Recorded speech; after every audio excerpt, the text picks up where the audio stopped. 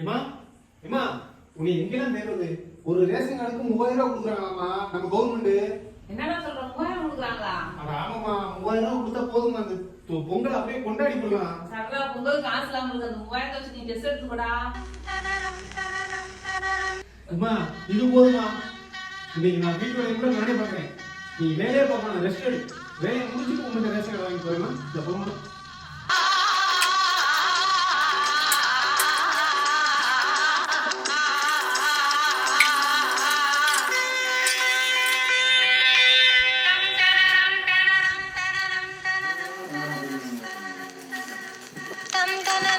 வீட்டுல ஒரு நாள் வேலை பார்க்கவே இவ்வளவு டயர்டா இருக்கீங்க.